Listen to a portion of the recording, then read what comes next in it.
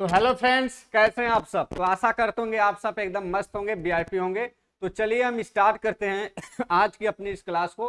आज के हम इस अपने क्लास में जानने वाले हैं कि जो भी प्रीवियस ईयर में क्वेश्चंस आए हुए हैं उस क्वेश्चन को करने वाले हैं, और टीसीएस के आधारित पर जो टीसीएस जैसे पेपर हमारा बनाता है सेम वैसे टीसीएस के आधारित पर पैटर्न पर हमारे क्वेश्चन है।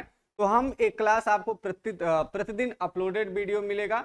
तो मेरे भाई अगर क्लास अच्छा लगे तो आप लोग कमेंट जरूर करिएगा। तो चलो हम बिना लेट किए क्लास को स्टार्ट करते हैं। आप देख रहे होंगे कि साइंस का एक क्लास एएलपी, आरपीएफ, जेई और टेक्नीशियन के लिए है। टीसीएस का पूरा निचोड़ रहने वाला है इस क्लास में हमारा, और 10 वर्ष का प्रश्न रहने वाला है। तो मेरे भाई आराम से देखिएगा। अगर क्लास अच्छा लगे तो लाइक और शेयर जरूर करिएगा, सब्सक्राइब भी। तो चलो स्टार्ट करते हैं क्लास को। तो हमारी आज की जो पहली क्वेश्चन है कह रहा है निम्नलिखित में कौन सा विस्थापन की विशेषता नहीं है।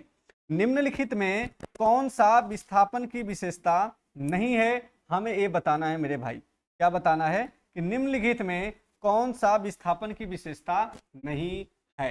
एक क्वेश्चन पूछा गया है आरआरबी ग्रुप डी 15/11/2018 को। कब पूछा गया है? 15/11/2018 को पूछा गया है। विस्थापन की विशेषता नहीं है, इसमें परिमाण और दिशा दोनों है, सदैव धनात्मक होता है, इसका परिमाण वस्तु द्वारा तय की गई दूरी के बराबर या कम हो सकता है, यह शून्य हो सकता है। तो इसमें कौन हमारा क्वेश्चन सही है, कौन सा क्वेश्चन एकदम राइट है, वही क्वेश्चन हमारा यहाँ पर बताना है। तो विस्थापन पूछा है कि इसमें निम्नलिखित में कौन सा विस्थापन की विशेषता नहीं है। तो मेरे भाई याद है आपको कि विस्थापन क्या होता है कि जो न्यूनतम दूरी होती है, न्यूनतम दूरी को ही हम क्या कहते हैं? न्यूनतम दूरी को ही हम क्या कहते हैं? विस्थापन कहते हैं। और विस्थापन धनात्मक भी होता है, ऋणात्मक भी होता है, शून्य भी होता है। अर्थात सर विस्थापन में सदिश राशि होती है, डायरेक्शन भी होगी और मैग्नीट्यूड भी होगा। तो अर्थात पहला ऑप्शन गलत हो गया। इसका परिमाण वस्तु द्वारा तय की गई दूरी के बराबर क्या कम हो सकता है, ये भी सही है, गलत हो गया। यह शून्य हो सकता है, ये भी सही है। सदैव धनात्मक होता है, ये बात गलत है भाई। विस्थापन सदैव धनात्मक नहीं होता, विस्थापन धनात्मक भी होता है, शून्य भी होता है और ऋणात्मक भी होता है। तो हमारा ऑप्शन नंबर कौन सा सही होगा? बी। तो जो विस्थापन की विशेषता इसमें से कौन सी नहीं है कि सदैव धनात्मक होता है। चलो दूसरे क्वेश्चन पे चलते हैं। कह रहा है निर्वात में स्वतंत्रता पूर्वक गति करते हुए सभी पिंडों का वेग समान होगा, पर बल बराबर होगा कि गतिज ऊर्जा समान होगी, ये बताना है। ये हमारा टीसीएस पैटर्न 2021 पर आधारित प्रश्न है। किस पे मेरे भाई? टीसीएस पैटर्न पर। तो देखो निर्वात में अगर हम किसी भी चीज को अगर स्वतंत्रता पूर्वक गति कराएं तो जो पिंड होते हैं उसका वेग क्या होता है मेरे भाई? समान होगा। क्या होता है कि उसका पिंड का जो वेग होता है वो क्या होता है? समान होता है। ठीक है, तो चलते हैं मेरे दोस्त, आगे चलते हैं, अगले क्वेश्चन की तरफ देखते हैं। अगला क्वेश्चन क्या कह रहा है? कह रहा है किसी वस्तु को एक समान सरल रेखी गति के दौरान, कि कोई भी वस्तु को एक समान सरल रेखी गति के दौरान समय के साथ नियत रहता है। समय के साथ क्या नियत रहता है? समय रहता है, वेग रहता है, त्वरण रहता है, दूरी रहता है। तो आरआरबी जेई सीबीटी 2 2019 में ये पूछा गया हमारा क्वेश्चन है मेरे भाई। तो याद रखना कि कोई भी यदि वस्तु है एक समान सरल रेखी से अगर गति हो रही है तो उसके दौरान समय के साथ उसका क्या नियत रहता है मेरे भाई? वेग नियत रहता है। क्या नियत रहता है? तो उसका वेग नियत रहता है। ठीक है, तो चलो चौथे क्वेश्चन की तरफ चलते हैं। कह रहा है गति के द्वितीय समीकरण किसके किसके बीच संबंध प्रदान करता है? गति का द्वितीय समीकरण। अच्छा, गति का द्वितीय समीकरण क्या होता है? S बराबर ut plus half at square. प्रथम समीकरण क्या होता है? v बराबर u प्लस at। तृतीय समीकरण क्या होता है? v स्क्वायर बराबर u स्क्वायर प्लस 2s। पूछा क्या है? पूछा क्या है मेरे भाई? पूछा है कि गति का जो द्वितीय समीकरण है किसको बीच संबंध। देखो s का मतलब क्या होता है मेरे भैया? दूरी। या तो हम इसको बोल सकते हैं स्थिति भी। क्या बोल सकते हैं? स्थिति भी। अब स्थिति जो है वेग समय, त्वरण समय। तो क्या इसमें देखो ऑप्शन में क्या क्या दिखाई दे रहा है? स्थिति वेग, स्थिति समय, उसके बाद वेग समय, वेग संवेग। तो किसको प्रदर्शित करती है मेरे भैया? आराम से बताइए। तो ध्यान से देखिएगा, जो हमारा स्थिति होती है वो किसको प्रदर्शित करती है, समय को, तो ऑप्शन नंबर बी सही होगा। चौथा क्वेश्चन ठीक है, तो याद रहेगा ये आरआरसी ग्रुप डी 23/9/2018 में पूछा गया क्वेश्चन है। हमारा गति का द्वितीय समीकरण किसके किसके बीच स्थिति संबंध बताता है, तो स्थिति और समय के बीच। पांचवा कह रहा है किसी गतिशील पिंड का वेग आधा करने से, अगर कोई गतिशील पिंड है यदि हम उसका वेग आधा कर दें, क्या कर दें, यदि उसका वेग आधा करने से उसका संवेग क्या होगा। मेरे भाई एक चीज बताओ, संवेग क्या होता है, P बराबर होता है mv, क्या होता है, P बराबर होता है mv। अगर वेग बढ़ेगा तो संवेग भी बढ़ेगा, वेग घटेगा तो संवेग भी घटेगा। अगर वेग आधा कर दें तो संवेग का मान कितना होगा मेरे भाई, फटाफट कमेंट करो आप लोग। देखो आप लोग को जहां पे भी अगर दिक्कत हो, ठीक है, तो क्या हो जाएगा, आधा ए भी हो जाएगा। देखो सिंपल सी चीज है ना भाई, अगर हम वेग का मान दो बढ़ाएंगे तो संवेग भी 2 बढ़ेगा, वेग 4 बढ़ाएंगे तो संवेग भी 4 बढ़ेगा। तो मतलब ये दोनों एक दूसरे के क्या है, अनुक्रमानुपाती हैं। तो वेग आधा तो संवेग भी क्या हो जाएगा, आधा हो जाएगा। अर्थात ऑप्शन नंबर कौन सा सही होगा मेरा भाई, ऑप्शन नंबर ए सही होगा। चलो चलते हैं आगे क्वेश्चन की तरफ, 6वें नंबर क्वेश्चन की तरफ चलते हैं। कह रहा है गति का पहला समीकरण किसके बीच संबंध दर्शाता है।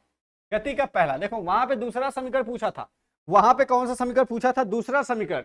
यहां पे 6वें क्वेश्चन में क्या पूछ रहा है मेरे भाई कि गति का प्रथम समीकरण किसके बीच संबंध दर्शाता है, तो वेग और समय के बीच, क्योंकि v बराबर होता है u प्लस ए टी। क्या होता है, v बराबर होता है u प्लस ए टी। तो वेग और समय के बीच क्या होता है, संबंध दर्शाता है।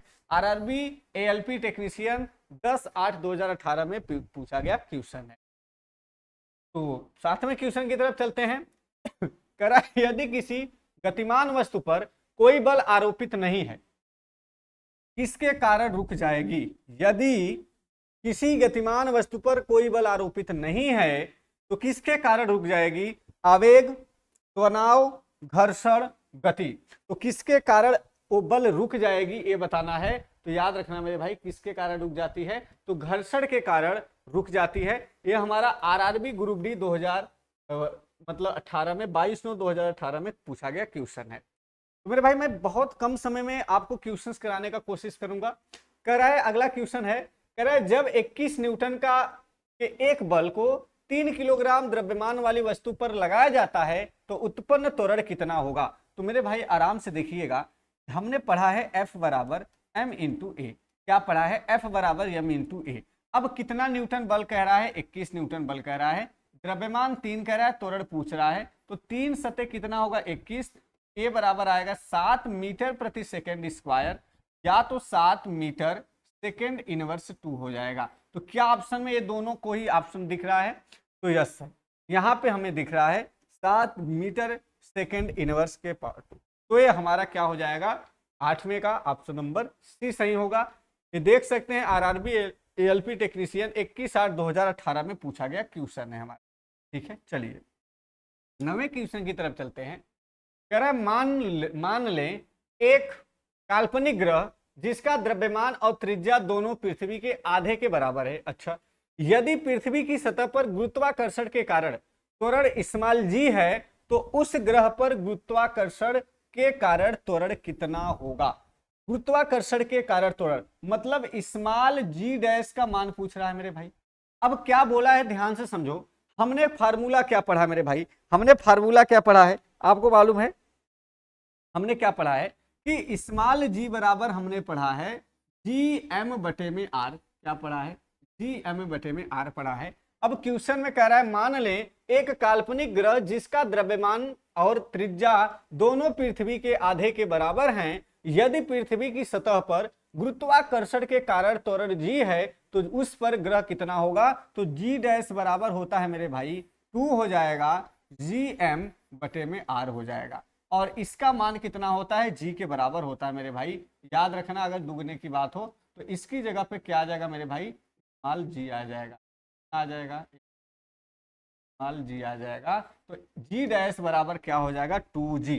2g ऑप्शन में हमारा ए है। तो ऑप्शन नंबर कौन सा सही होगा मेरे भाई, ऑप्शन नंबर डी सही होगा हमारा क्वेश्चन नंबर। ठीक है, क्वेश्चन नंबर 9 का ऑप्शन नंबर डी सही होगा। तो 2 गुना हो जाएगा। कितना हो जाएगा? 2 गुना हो जाएगा। चलते हैं अगले क्वेश्चन की तरफ। अगला क्वेश्चन देखते हैं मेरे भाई। कह रहा है एक वस्तु की स्थिति में परिवर्तन की दर क्या है, उसे क्या कहा जाता है? अगर कोई वस्तु है तो उसकी स्थिति में जो परिवर्तन की दर होती है उसे क्या कहा जाता है? आरआरबी एनटीपीसी 3/4/2016 स्टेज फर्स्ट में पूछा गया क्वेश्चन है। तो बहुत सिंपल क्वेश्चन है। अगर एक वस्तु की स्थिति में परिवर्तन की दर हो रही है, एक वस्तु की स्थिति में परिवर्तन की दर क्या है, उसे क्या कहा जाता है? तो उसे वेग कहा जाता है। क्या कहा जाता है मेरे भाई? तो उसे वेग कहा जाता है। अगर किसी वस्तु की स्थिति में परिवर्तन होता है तो वेग कहते हैं। देखो स्थिति में परिवर्तन, स्थिति में परिवर्तन क्या कहलाता है मेरे भाई? वेग।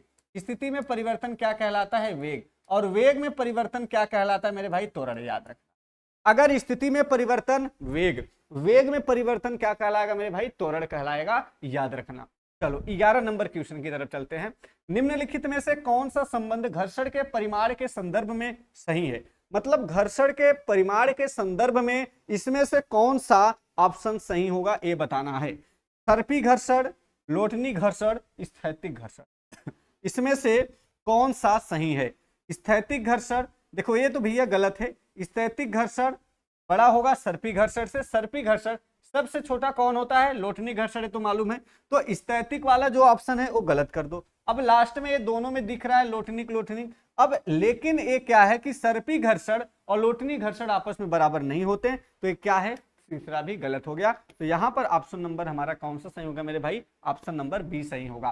तो आरआरबी ग्रुप डी 3/10/2018 में पूछा गया क्वेश्चन है। इसमें 3/8/2018 में पूछा गया क्वेश्चन है। तो चलो अगले क्वेश्चन की तरफ चलते हैं। 12 नंबर क्वेश्चन बहुत सिंपल है। गुरुत्वाकर्षण का सिद्धांत किसने प्रतिपादित किया था? आरआरबी जेई 2015 में क्वेश्चन पूछा गया, बताओ तो कौन प्रतिपादित किया था? न्यूटन ने, आपको सबको मालूम है। न्यूटन ने, आइंस्टाइन ने प्रकाश वैद्युत प्रभाव, आर्यभट्ट ने मैथ का, रामानुजन ने भी मैथ में थे। लेकिन ये जो थे न्यूटन थे, न्यूटन ने क्या बताया था? गुरुत्वाकर्षण सिद्धांत को प्रतिपादित किया था। ठीक है मेरे भाई। तो चलो 13 नंबर क्वेश्चन की तरफ चलते हैं हम। कार्य करते समय घर्षण के प्रभाव, कार्य करते समय घर्षण के प्रभाव के कारण मशीन का कार्य आउटपुट कार्य इनपुट से हमेशा कम होता है, के विपरीत होता है, से हमेशा शून्य होता है, से हमेशा ज्यादा। तो ये RRB LP technician electrician trade वालों के लिए क्वेश्चन था 22/6/2019 के लिए। कौन से? 22/6/2019 के लिए हमारा क्वेश्चन था मेरे भाई। ठीक है, तो ध्यान से थोड़ा देखते हैं। कह रहा है कार्य करते समय घर्षण के प्रभाव के कारण मशीन का कार्य आउटपुट कार्य इनपुट से होता है, ये हमें बताना है। तो मेरे भाई इसमें हमेशा कम होता है। अगर हम आउटपुट से इनपुट का कोई कार्य करेंगे तो हमेशा कम होगा।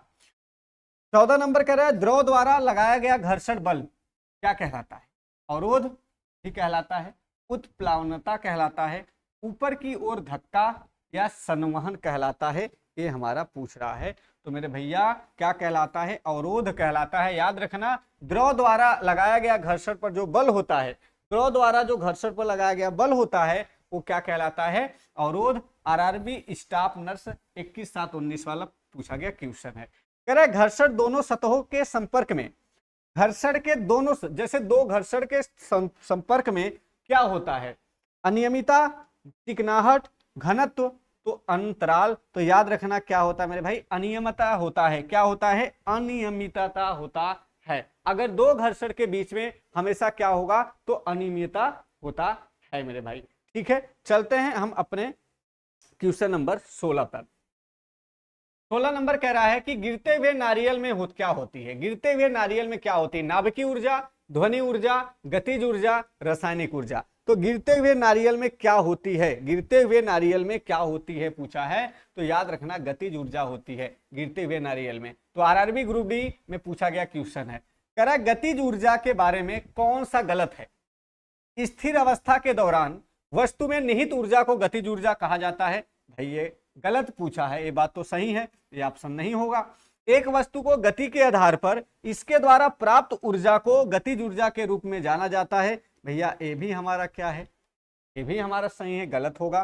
कह रहा है इसकी गणना के बराबर हाफ एम वी स्क्वायर द्वारा की जाती है और गतिमान वस्तुओं में गतिज ऊर्जा होती है। हमारा एक क्वेश्चन बोल रखा है इस तरफ। एक मिनट, अच्छा पहला वाला ही होगा मेरे भाई, एक मिनट, सॉरी भाई, सॉरी, एक मिनट। देखो क्या होगा कि ये जो ऑप्शन है ये भी गलत है, क्योंकि गतिज ऊर्जा जो होती है एक वस्तु को गति के आधार पर इसके द्वारा प्राप्त ऊर्जा को गतिज ऊर्जा के रूप में जाना जाता है। और इसकी जो ये भी गलत होगा, क्योंकि ये भी सही बातें हैं कि के बराबर होता है हाफ एम वी स्क्वायर और गतिमान वस्तुओं में गतिज ऊर्जा होती है। लेकिन इसमें से कौन सा ऑप्शन सही है, ये ऑप्शन सही है। स्थिर अवस्था में, अगर नियत अवस्था में दौरान वस्तु में निहित ऊर्जा को गतिज ऊर्जा नहीं कहा जाता मेरे भाई। ठीक है, तो चलिए एक क्वेश्चन हमारा हो गया, आगे चलते 18 नंबर क्वेश्चन की तरफ चलते हैं। कह रहा यदि किया गया कार्य शून्य है तो बल और विस्थापन के बीच का कोण क्या होगा। आरआरबी ग्रुप डी 8-10-2018 में पूछा गया क्वेश्चन। अब देखो कह रहा है यदि किया गया कार्य शून्य है, भैया W बराबर कह रहा है W बराबर F D cos theta, W बराबर एफ डी कॉस थीटा। और कह रहा है यदि किया गया कार्य शून्य है तो भैया एफ डी कॉस थीटा हो जाएगा। अब थोड़ा ध्यान से समझो, एफ का मान 0 हम नहीं कर सकते, जब का मान कह रहा है ना कि यदि किया गया कार्य शून्य हो तो बल और विस्थापन के बीच का कोण क्या होगा। तो इस एफ और डी के बीच का कोण पूछ रहा है। अब एक चीज बताओ, कॉस थीटा को 0 होने के लिए क्या होना पड़ेगा, कॉस थीटा को 0 होने के लिए क्या होना पड़ेगा, तो थीटा का मान कितना होना चाहिए मेरे भाई, 90 डिग्री। अगर थीटा का मान 90 डिग्री होगा, अगर थीटा का मान 90 डिग्री होगा तो कॉस क्या हो जाएगा मेरे भाई, 0 डिग्री हो जाएगा। तो यहाँ पे हो जाएगा ऑप्शन नंबर बी, 90 डिग्री। तो बल और विस्थापन का जो कोण होगा कितना होगा, 90 डिग्री होगा। तो चलो अगले क्वेश्चन की तरफ चलते हैं। कह रहा 10 किलोग्राम वजन वाले सूटकेस को उठाकर एक प्लेटफॉर्म पर खड़े यात्री द्वारा किया गया कार्य। भैया एक चीज बताओ, 10 किलोग्राम वजन, 10 किलोग्राम का वजन है, हम उस सूटकेस को उठाकर एक प्लेटफॉर्म पर खड़े हैं, उस सूटकेस को उठाएं और प्लेटफॉर्म पर खड़े, यात्री द्वारा किया गया कार्य कितना होगा। तो भाई एक भी जूल नहीं होगा। क्या होगा मेरे भाई, एक भी जूल कार्य नहीं होगा। कैसे नहीं होगा, अब मेरी बात थोड़ा ध्यान से समझो, ध्यान समझो। F बराबर हो जाएगा F इंटू डी। अब ध्यान से समझो कि 10 किलोग्राम का वस्तु है क्या कह रहा भाई, 10 किलोग्राम वजन वाले सूटकेस को उठाकर एक प्लेटफॉर्म पर खड़े यात्री द्वारा किया गया कार्य पूछा है। तो W बराबर F इंटू एस हो जाएगा। तो किया गया कार्य हमारा कितना है भैया, 10 किलोग्राम वजन है, तो यहां से हम लिखाएंगे तो मान लो 10 है, तो विस्थापन हो ही नहीं रहा है भाई, विस्थापन नहीं हो रहा है तो कार्य कितना हो जाएगा, 0। सिंपल सी चीज है, विस्थापन तो कोई नहीं कर रहा है तो यहाँ पे कार्य कितना हो जाएगा, 0। तो आरआरबी एएलपी टेक्नीशियन 21/8/2018 में पूछा गया हमारा क्वेश्चन है। चलो आगे चलते हैं 19 नंबर क्वेश्चन। कहां तक हो गया मेरे भैया, हमारा क्वेश्चन हो गया 19 हो गया। 20 नंबर क्वेश्चन की तरफ चलते हैं। कह रहा है ऊर्जा की व्यावसायिक इकाई क्या है। ऊर्जा की व्यावसायिक इकाई तो बहुत सिंपल है, किलोवाट घंटा है। ऊर्जा की व्यावसायिक इकाई क्या होती है, किलोवाट घंटा। अगर नॉर्मल ऊर्जा की इकाई पूछे, अगर यूनिट पूछे तो क्या होता है मेरे भाई, जूल होता है। क्या होता है मेरे भाई, जूल होता है। और क्या होता है, जूल होता है, याद रखना। 18/9/2018 में पूछा गया क्वेश्चन। निम्नलिखित में से किसे न तो उत्पन्न किया जा सकता है और न ही नष्ट किया जा सकता है। शक्ति, ऊर्जा, संवेग, बल। तो सिंपल चीज है, ऊर्जा को न तो नष्ट किया जा सकता है और न ही क्या किया जा सकता है मेरे भाई, उत्पन्न किया जा सकता है, बल्कि एक जगह से दूसरे जगह पर इससे क्या किया जा सकता है, रूपांतरित किया जाता है। ठीक है, तो आरआरबी ग्रुप डी 16/10/2018 में ये हमारा पूछा गया क्वेश्चन है। कोई दिक्कत, चलिए चलते हैं हम अपने क्वेश्चन की तरफ, अगले क्वेश्चन की तरफ। अगला क्वेश्चन कह रहा है किसी वस्तु की गतिज ऊर्जा को ज्ञात करने का सूत्र क्या है। भाई अभी हमने बताया क्या आपको याद होगा कि के बराबर हमने लिखा था हाफ एम वी स्क्वायर। के क्या है सर, के मतलब है काइनेटिक एनर्जी, के मतलब काइनेटिक की मतलब एनर्जी, हम इसी को बोलते हैं गतिज ऊर्जा, हिंदी में क्या कहते हैं, गतिज ऊर्जा। तो ऑप्शन में हाफ एम वी स्क्वायर कहीं है, तो यहाँ पर सही जाएगा, तो हाफ एम वी स्क्वायर। ये भी आरआरबी ग्रुप डी देख रहे हो। आपको जितना भी क्वेश्चंस मिलेगा टीसीएस पैटर्न पर, या तो आपको प्रीवियस ईयर का पूरा निचोड़ क्वेश्चन मिलेगा। ठीक है, तो मेरे भाई आप लोग को 20 दिन की क्लासेस, आपको मैक्सिमम 20 दिन में 1000 से 1200 क्वेश्चंस यहाँ पर करवाए जाएंगे। ठीक है, चलिए कह रहा है अगला क्वेश्चन, किसी तने हुए रबड़ बैंड में किस प्रकार की ऊर्जा होती। कोई अगर तना हुआ रबड़ बैंड है, कैसा बैंड है, तना हुआ रबड़ बैंड है, तो उसमें किस प्रकार की ऊर्जा होती है। तो उसमें ऊर्जा होती है, रासायनिक ऊर्जा होती है। भैया देखो, उसमें ऊर्जा से तो रबड़ से तने हुए से कोई मतलब नहीं है, रासायनिक ऊर्जा से कोई मतलब नहीं है। ये तो दोनों साफ दिख रहा है, गलत है। लेकिन दो अब है, एक स्थितिज ऊर्जा, एक गतिज ऊर्जा। तो मेरे भाई इससे भी कोई मतलब नहीं है, क्योंकि अगर कोई भी रबर बैंड है, अगर उसमें ताने, तो उससे कोई मतलब नहीं। लेकिन जहां पर इलास्टिसिटी की घटना होती है वो हमारा क्या होता है, स्थितिज ऊर्जा होती है। अर्थात कि किसी भी तने हुए रबर बैंड में किस प्रकार की ऊर्जा होती है, तो स्थितिज ऊर्जा होती है। किस प्रकार की ऊर्जा होती है मेरे भाई, तो स्थितिज ऊर्जा होती है। आरआरबी ग्रुप डी 12/11/2018 में पूछा गया क्वेश्चन। चलिए मेरे कह रहा है क्वेश्चन, कह रहा है कभी कभी मोड़ पर मुड़ते समय कार पलट जाती है। कभी कभी मोड़ पर मुड़ते समय कार पलट जाती है। जिस समय कार पलटती है, अब ध्यान से समझना, अंदर की ओर का पहिया पृथ्वी से पहले उठता है, बाहर की ओर का पहिया पृथ्वी से पहले उठता है। दोनों पहिया एक साथ पृथ्वी से उठते हैं। दोनों में से कोई भी पहिया पृथ्वी से पहले उठ सकता है। ये हमारा क्या है, क्वेश्चन बताना है। ध्यान से सुनना मेरे भाई। कह रहा है कि यदि जब कभी कभी हम मोड़ पर मुड़ते हैं तो कार पलट जाती है। जब कार पलटती है, तो जिस समय कार पलटती है उस समय अंदर की ओर का पहिया, जो कार के अंदर की ओर का पहिया होता है, वो पृथ्वी से पहले उठता है। तो बिल्कुल सही जवाब है भैया, जो कार के अंदर की तरफ का जो पहिया होता है वही पहले, देखो आगे वाला जो पहिया होता है अंदर की तरफ, वही ऐसे उठता है। तो गाड़ी किस तरीके से, इस तरीके से क्या होती है, पलट जाती है मेरे भाई। ठीक है, ये हमारा एनटीपीसी 22/4/2016 में पूछा गया क्वेश्चन है। 25 नंबर आ जाते हैं। सोडा वाटर की एक बोतल को गर्दन पकड़कर तेजी से ऊर्ध्वाधर वृत्त में घुमाया जाता है। सोडा वाटर का कोई बोतल है, मान लो कि भाई ये सोडा वाटर का कोई बोतल है, इसका एक गर्दन है, इसका एक क्या होगा, गर्दन। इसको गर्दन पकड़ करके क्या कह रहा है कि पकड़ करके तेजी से ऊर्ध्वाधर वृत्त में घुमाया जाता है। इस तरीके से इसको क्या होता है, घुमाया जाता है। ऐसे ऐसे इसको घुमाया जाता है। जब ऊर्ध्वाधर वृत्त में घुमाया जाता है तो बोतल के किस भाग के निकट बुलबुले एकत्रित होंगे। बोतल के किस भाग के निकट बुलबुले एकत्रित होंगे, ये कह रहा है। जैसे हम इस बोतल को ले लिए सोडा की, जब हम इसको ऐसे ऐसे घुमाएंगे, ऐसे ऐसे भाई जब घुमाएंगे, देखो ऐसे ऐसे जब करके घुमाएंगे, तो देखो ये जो बोतल का गर्दन है, इसी के पास में बुलबुले क्या होते हैं, एकत्रित होते हैं। तो ऑप्शन में तली के पास गलत, गर्दन के निकट तो बिल्कुल सही है मेरे भाई। क्या होगा, गर्दन के निकट जो बुलबुले होते हैं वो सबसे ज्यादा क्या होते हैं मेरे भाई, एकत्रित होते हैं। ये एनटीपीसी 28/3/2016 में पूछा गया क्वेश्चन है। चलिए अगले क्वेश्चन की तरफ चलते हैं। कह रहा है वह बिंदु जहां पर किसी निकाय या पिंड का संपूर्ण द्रव्यमान केंद्रित माना जा सकता है क्या कहलाता है। मतलब वह बिंदु जहां पर किसी निकाय का पिंड का संपूर्ण द्रव्यमान केंद्रित माना जा सकता है वह क्या कहलाता है। ज्यामिति केंद्र कहलाता है, मध्य बिंदु कहलाता है, द्रव्यमान केंद्र कहलाता है, कि गुरुत्व केंद्र कहलाता है। तो मेरे भाई याद रखना मेरे भैया कि क्या होता है कि द्रव्यमान केंद्र होता है। वह बिंदु जहां पर किसी निकाय का पिंड संपूर्ण द्रव्यमान केंद्रित माना जा सकता है वह क्या कहलाता है, वह कहलाता है द्रव्यमान केंद्र कहलाता है। ठीक है मेरे भाई, तो चलो मेरे भैया आगे चलते हैं अगले क्वेश्चन की तरफ।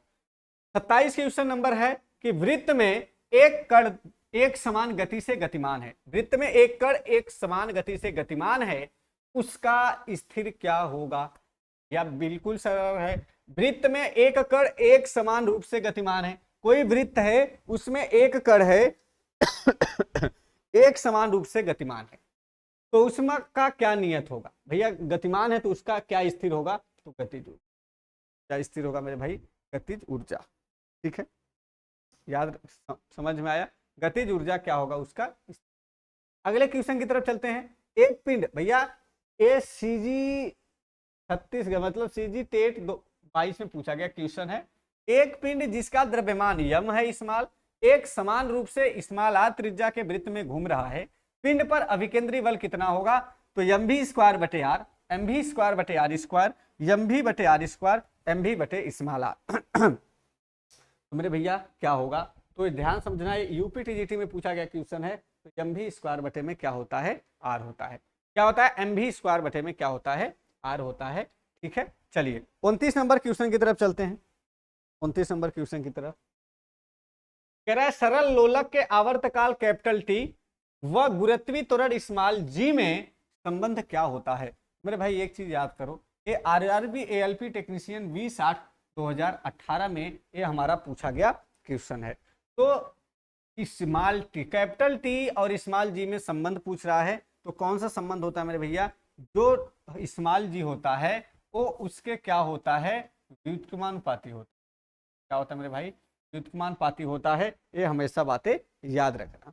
ठीक है, चलिए दोस्तों 30 नंबर क्वेश्चन पे चलते हैं। पानी के द्वारा ऊपर की तरफ लगाया गया बल क्या कहलाता है। पानी के द्वारा ऊपर की तरफ लगाया गया बल क्या कहलाता है। तो आरआरबी एएलपी टेक्नीशियन में ये भी पूछा गया है, तो उत्प्लावक बल, उत्प्लावक बल कहलाता है मेरे भाई। कौन सा बल कहलाता है, अगर हम पानी के द्वारा ऊपर लगाए गए बल को कौन सा बल कहते हैं, तो याद रखना कि उत्प्लावक बल कहते हैं। कौन सा बल कहते हैं मेरे साथियों, उत्प्लावक बल कहते हैं। तो अगले क्वेश्चन की तरफ चलते हैं। अगला क्वेश्चन कह रहा है उत्प्लावन बल का द्रव के घनत्व और आयतन पर निर्भर करता है। क्या दिशा, परिमाण, शक्ति, ऊर्जा क्या करता है। तो याद रखना मेरे भाई कि जो उत्प्लावन बल का द्रव के घनत्व और आयतन पर निर्भर करता है वह परिमाण होता है। क्या होता है मेरे भाई, परिमाण होता है। ये हमारा आरआरबी जेई 31/5/2019 तक पूछा गया क्वेश्चन है। तो मेरे भाई अब ये हमारा आज का क्लास है। अब रोज आपको क्लास सुबह में मिल जाएगी, प्रतिदिन आप लोग क्लास को जरूर देखिएगा। अगर आपको क्लास जैसी लगती है आप लोग बताइएगा। हमारा प्रतिदिन 30 से 32 क्वेश्चन रहेगा कम समय के अंदर। तो ठीक है मेरे भाई, तो मिलते हैं अपने नेक्स्ट क्लास में। नेक्स्ट आज की जितनी भी हमारी पीबीएस की हुआ है, एक्सेप्टेड क्वेश्चन हुआ है, तो आप लोग इसको देखिए। और एक हमारा पूरा टीसीएस का निचोड़ चलेगा और एक हमारा चैप्टर वाइज एक्सेप्टेड और पीवाई की क्वेश्चन चलेगा। तो ठीक है मेरे भाई, तो जय हिंद दोस्तों, मिलते हैं अपने नेक्स्ट क्लास में।